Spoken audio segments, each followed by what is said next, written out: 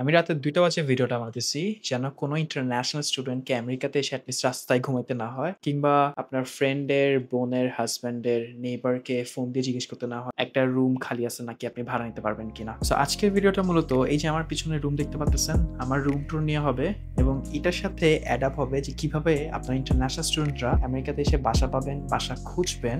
কারণ এটা নিয়ে আমি এর আগে একটা ভিডিও বানাইছিলাম এবং সেই সাথে আজকের এই ভিডিও স্পন্সর অ্যাম্বার স্টুডেন্টকে নিয়ে কিছু কথা বলব।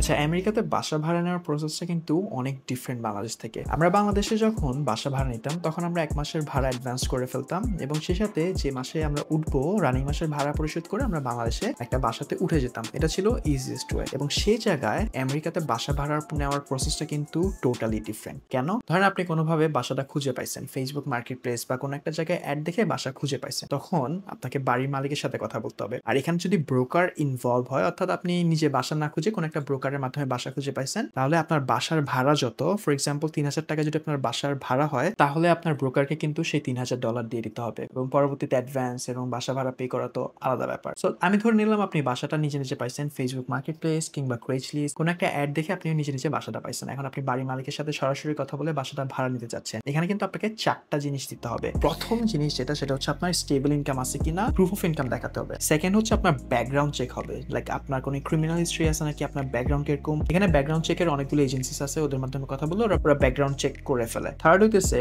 লিজ হবে, একটা 12 মাস 2 বছর 3 বছর একটা লিজ হয়। আর 4 নাম্বার হচ্ছে আপনি কি ফর্মের আইডি প্রেজেন্ট করতেছেন। এই 4টা জিনিস মেইনলি থাকলে আপনি আমেরিকাতে বাসা ভাড়া নিতে পারবেন। পরবর্তীতে আমি আপনাদেরকে বলবো যে আপনারা লাইক ইন্টারন্যাশনাল স্টুডেন্ট হলে বা নতুন নতুন আমেরিকাতে আসলে কিভাবে বাসা ভাড়া পাবেন, ওটা একটু পরে আমি আপনাদের সাথে শেয়ার করবো। আর আমেরিকাতে আপনি যখন বাসা ভাড়া নিবেন, বাসা ভাড়া যদি $1,500 হয়ে থাকে, ধরে নিলাম $1,500 হচ্ছে মিনিমাম, তাহলে তার 2.5 অথবা 3 টাইমস বেশি আপনাকে প্রুফ অফ ইনকাম দেখাইতে হবে পার মান্থ। সো $1,500 যদি আপনার বাসা ভাড়া হয়, তাহলে অ্যারাউন্ড $3,700 to $4,200 বা $500 আপনাকে ইনকাম দেখাইতে হবে। এটা হচ্ছে লিগ্যাল ওয়েতে আমেরিকাতে বাসা ভাড়া নেওয়ার ওয়ে। লাইক লিজ করতে হবে, এগ্রিমেন্ট করতে হবে, প্রুফ অফ ইনকাম দেখাইতে হবে, ব্যাকগ্রাউন্ড চেক হবে। এটা এখন আমরা যারা স্টুডেন্ট আমেরিকাতে নতুন নতুন আসছি, কিভাবে তাদের যাদের কোনো ব্যাকগ্রাউন্ড হিস্ট্রি নাই বা প্রুফ অফ ইনকাম, তারা কিভাবে বাসা ভাড়া পাবো, সো এটা নিয়ে আমি একটু পরে কথা বলতেছি। তো তার আগে আমি আপনাদেরকে আমার এই রুমটা দেখাই এবং একটু বিস্তারিত বলি যে আমার রুমের ভাড়া কত বা কিভাবে পাইছি এন্ড স্টাফ লাইক দ্যাট। আচ্ছা, আপনারা যদি আমার চ্যানেলে যান তাহলে একটা ভিডিও দেখবেন যেখানে আমি এর আগে একটা রুম টুর দিছিলাম। তখন আমি ব্যাচেলর ছিলাম, বাকি 5 জন রুমমেটের সাথে ছিলাম এবং আমাদের একটাই বাথরুম ছিল। সো আপনারা ওইটা চিন্তাই করতে পারতেছেন যে তখন কেমন ছিল। বাট আলহামদুলিল্লাহ সবার সেপারেট রুম ছিল এন্ড সবাই ক্লিন করতো, লাইক সবার একটা রেসপন্সিবিলিটি ছিল যে আজকে ও ক্লিন করবে তো কালকে ও ক্লিন করবে। তেমন একটা প্যারা ছিল না। বাট আলহামদুলিল্লাহ এখন আমার লাইফ আপগ্রেড হয়েছে, এখন আমি আমার রিলেটিভসদের সাথে থাকি। তো যার কারণে আমার রুম, বাথরুম আলাদা, কিচেন আছে, ডাইনিং রুম আছে, ড্রয়িং রুম আছে। সো এই কথাগুলি বলার মূলত একটাই রিজন যে আপনারা যারা ইন্টারন্যাশনাল স্টুডেন্ট এই ভিডিওটা দেখতেছেন তারা এই লাইফটা এক্সপেক্ট করিয়েন না যদি না আপনাদের এখানে ফ্যামিলি মেম্বার্স থাকে বা আপনারা আপনাদের ফ্যামিলির সাথে থাকেন। মেয়েরা বেশিরভাগ টাইমই তাদের ফ্যামিলিদের সাথে থাকে, লাইক রিলেটিভসদের সাথে, বাট ছেলেরা আই ডোন্ট থিঙ্ক লাইক মাইনরিটিও থাকে। সো এটা একটা কোশ্চেন্স আগে থেকে দিয়ে রাখলাম, কারণ আপনারা অনেকে হয়তো চিন্তা করতে পারেন যে মিলতেছে না কেন, রাইট? কারণ আমার আগের ভিডিওটা ছিল অন্যরকম। তো এটাই হচ্ছে মূলত আমার রুম। আমার রুমটা অনেক বড়, লাইক অনেক বেশি স্পেস আছে। ওখানে হচ্ছে একটা ক্লোজেটও আছে।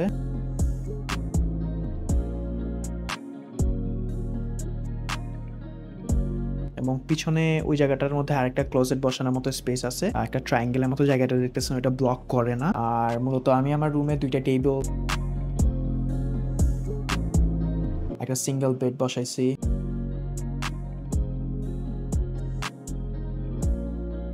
এবং সেই সাথে এখানে একটা ছোট কি বলে এটাকে, সাইড টেবিল আছে।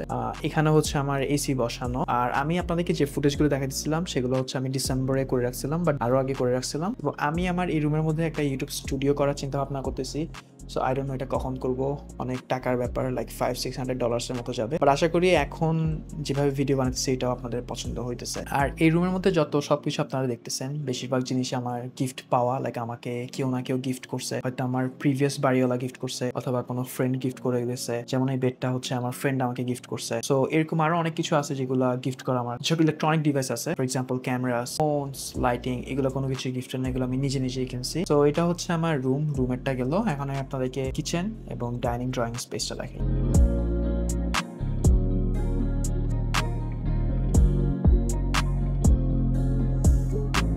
বা কমন স্পেস বা জয়েনিং ডাইনিং বলেন, এই রুমগুলো কিন্তু ব্যাচেলর লাইফে থাকে না। আপনারা যারা ইন্টারন্যাশনাল স্টুডেন্টরা ভিডিওটা দেখতেছেন, আমেরিকাতে আসছেন বা থাকতেছেন, তারা কিন্তু এই জিনিসটার সাথে মিল পাবেন না।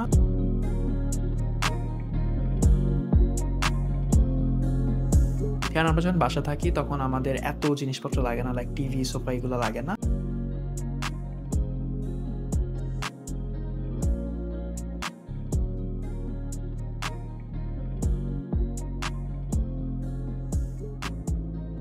আমরা এই রুমটাকে, কমন স্পেস রুমটাকে কিন্তু একটা রুম বানায় ফেলি এবং কাউকে ভাড়া দিয়ে ফেলি। সো আমি আমার প্রিভিয়াস বাসা যেটাতে ছিলাম সেখানে আমাদের প্রত্যেকেরই প্রাইভেট রুম ছিল এবং একজন যে কমন স্পেসে থাকতো ওর থেকে ভাড়া $50 বা $60 কম নেওয়া হইতো, as far as I remember. So সেখানে কিচেনটা ছিল কমন, আর কোনো কমন রুম ছিল না। কিচেনের মধ্যেই রান্না-বান্না সবকিছু করতে হইতো। তো ওই জিনিসটা হচ্ছে আপনারা ব্যাচেলর লাইফে এক্সপেক্ট করতে পারেন। এখানে একটা জিনিস মাথায় রাখা উচিত, সেটা হইতেছে যে আপনারা যখন ব্যাচেলর লাইফে থাকবেন তাদের কিন্তু রেসপন্সিবিলিটি ভাগাভাগি করে নিতে হবে। সো একদিন একজন কিচেন ক্লিন করলে আরেকজনকে বাথরুম ক্লিন করতে হয়। সো এটা হচ্ছে ব্যাচেলর লাইফের একটা কি বলে, একটা টাস্ক।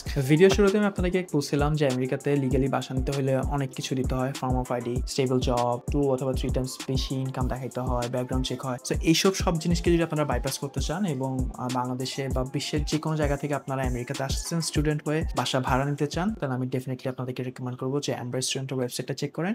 এখানের মাধ্যমে আপনারা ক্লিয়ার ধারণা পাবেন যে বাসা ভাড়া কত হইতে পারে এবং তাদের মাধ্যমে কিন্তু আপনারা বাসা ভাড়াও নিতে পারবেন। 1 দিনের জন্য হোক, 7 দিনের জন্য হোক, 15 দিনের জন্য হোক, 1 মাসের জন্য হোক। সো আপনারা যদি একদম কোনো উপায় না পান যে আচ্ছা আমরা এখন কোথাও বাসা পাইতেছি না, তাহলে আমি আপনাদেরকে ডেফিনেটলি রেকমেন্ড করবো এমব্রাস রেস্টুরেন্টের ওয়েবসাইট চেক করা। আমি আপনাদের সুবিধার্থে ডেসক্রিপশনে লিংক দিয়ে দিছি, আপনারা লিংক ক্লিক করেও দেখতে পারেন, অথবা আমি স্ক্রিনের এখানে কোথাও আপনাদেরকে ওয়েবসাইটটাও দেখাচ্ছি। সো আপনারা আমার লিংকে ক্লিক করে ওয়েবসাইটে গিয়ে বাসা কিরকম, কোথায় কত টাকা ভাড়া সবকিছু দেখতে পারেন, একটা ধারণা নিতে পারেন। দেন আপনারা আপনাদের কলেজ অ্যাপ্লিকেশনের সময় কোন জায়গায় অ্যাডমিট হওয়া উচিত, কোন জায়গার বাসা ভাড়া কিরকম একটা ধারণা থাকা অবস্থায় আপনারা অ্যাপ্লাই করতে পারেন। সো এই যে জিনিসটাকে এমব্রাস রেস্টুরেন্ট অনেক সহজ করে ফেলছে, কারণ এই যে প্রি চেক করা, এটা কিন্তু আপনারা আই ডোন্ট থিংক অন্য কোনো ওয়েবসাইটে আপনাদেরকে অফার করে। আচ্ছা, এখন কথা হইতেছে যে আপনারা আমেরিকাতে কিভাবে বাসা ভাড়া পাবেন। আপনারা ফেসবুকে কিছু গ্রুপ আছে, ABCH বা আমেরিকান বাঙালি কমিউনিটি, এইসব গ্রুপগুলো আপনারা চেক করতে পারেন। এসব গ্রুপের মধ্যে প্রায় সময় যারা বাসা ভাড়া দিতে চায়, বাঙালি মালিকরা কিংবা অন্যান্য লিজে নিয়ে রাখছে পুরো একটা বাসা এবং কোনো একটা ইউনিট বা কম্পাউন্ড ভাড়া দিতে চাইতেছে, তারাও কিন্তু এইসব গ্রুপে পোস্ট করে থাকে এবং এইসবের মাধ্যমে আপনারা ইজিলি কিন্তু বাসা, একটা রুমও যদি লাগে তাহলে আপনারা সেটা রেন্ট করতে পারেন। সো আমি ডেফিনেটলি আপনাদেরকে বলবো যে এমব্রাস রেস্টুরেন্টের ওয়েবসাইটের পাশাপাশি আপনারা যদি এইসব গ্রুপ চেক করেন তাহলে আপনারা ধারণা পাবেন। আর আপনাদের কেউ যদি আমেরিকাতে থাকে বর্তমানে, তাদেরকে ফোন দিয়ে জিজ্ঞেস করতে পারেন যে বাসা খালি আছে কিনা, কিংবা দোকানের সামনে গিয়ে পোস্টারগুলো চেক করতে বলতে পারেন। সো এটাই ছিল মূলত আজকের ভিডিও। আশা করি এই ভিডিওটা আপনাদের কাছে ইনফরমেটিভ লাগছে এবং ভিডিওটা শেষ করার আগে আমি আপনাদেরকে আবার এমব্রাস রেস্টুরেন্টের ওয়েবসাইটের কথা মনে করে দিতে চাই, কারণ ভাই ওরা আমাকে স্পন্সর হিসেবে ধরছে। এখন আপনারা যদি ওদের ওয়েবসাইটে না ঢুকেন তাহলে ওরা আমার মাথায় বাড়ি দিবে। সো অবভিয়াসলি আপনারা বাসা চেক করার জন্য হলো লিঙ্ক যেটা ডিসক্রিপশনে বা কমেন্ট বক্সে দেওয়া আছে সেটাতে যেতে পারেন, চেক করতে পারেন। আর তাছাড়াও বাসা রিলেটেড যদি কোনো হেল্প লাগে, কোনো কিছু যদি আপনারা জানতে হয়, ডেফিনেটলি এই ভিডিওর কমেন্টে আপনারা আমাকে জানাতে পারেন। আমি আপনাদেরকে রিচ আউট করবো কমেন্টের রিপ্লাইয়ের মাধ্যমে, অথবা আপনি আমার ফেসবুক পেজে আমাকে পার্সোনালি মেসেজ করতে পারেন, আমি সবার মেসেজে রিপ্লাই করে থাকি। সো এটা ছিল আজকের video. I'll see you in the next video.